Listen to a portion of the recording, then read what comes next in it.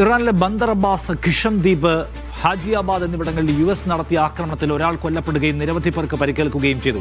Bahrain ഉൾപ്പെടെയുള്ള US സൈനിക കേന്ദ്രങ്ങൾക്കെതിരെ തിരിച്ചടിച്ചുവെന്ന് IRGC പ്രതികരിച്ചു. ബദൽ പാതയിലൂടെ അനധികൃതമായി നീങ്ങാൻ ശ്രമിച്ച 2 കപ്പലുകൾക്ക് നേരെ ഇന്ന് ആക്രമണം നടത്തിയെന്നും ഇറാൻ അവകാശപ്പെട്ടു. MCA നാസർ കൂടുതൽ വിവരങ്ങളുമായി. MCA, ഈ സമാധാനത്തിന്റെ സാധ്യതകളെ പൂർണ്ണമായും അടയുന്നു എന്ന് പറയാമോ? ഇതിപ്പോ കണ്ടിന്യൂസ് ആയിട്ട് ഈ ദിവസങ്ങളിൽ ആക്രമണം നടക്കുകയാണല്ലോ. തീർച്ചയായിട്ടും ഇന്ന് മാത്രം 1.5 മണിക്കൂറിലേറെ നേരമാണ് ഇറാൻ ദ്വീപുകൾക്കും അതോടൊപ്പം തന്നെ തുറമുഖ നഗരങ്ങൾക്കും നേരെയുള്ള അമേരിക്കയുടെ ആക്രമണം നീണ്ടുനിന്നത്. വലിയ തോതിലുള്ള നാശനഷ്ടങ്ങൾ സംഭവിച്ചതായിട്ടാണ് US സെൻട്രൽ കമാൻഡ് അവകാശപ്പെടുന്നത്. ഇതിന്റെ തിരിച്ചടി എന്ന നിലയ്ക്കാണ് ഇപ്പോൾ ബഹ്റൈൻ, കുവൈത്ത്, അതോടൊപ്പം തന്നെ ജോർദാൻ ഈ 3 ഇടങ്ങളിലെ അമേരിക്കൻ സേനാ കേന്ദ്രങ്ങൾക്ക് നേരെ അതിശക്തമായിട്ടുള്ള ആക്രമണം നടത്തുകയും തങ്ങളുടെ ലക്ഷ്യങ്ങൾ പൂർത്തീകരിക്കുകയും ചെയ്തു എന്ന് IRGC അവകാശപ്പെടുന്നുണ്ട്.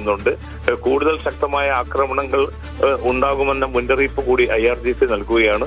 അതോടൊപ്പം തന്നെയാണ് പുതിയ കപ്പൽ പാതയിലൂടെ മുന്നോട്ട് പോകാൻ തുനിഞ്ഞ 2 കപ്പലുകൾക്ക് നേരെ ഡ്രോൺ മിസൈൽ ആക്രമണങ്ങൾ നടത്തിയതായിട്ട് IRGC സ്ഥിരീകരിച്ചിട്ടുണ്ട്. ഇത് ഏത് രാജ്യത്തിന്റെ കപ്പലാണെന്ന കാര്യത്തിൽ വ്യക്തതയില്ല.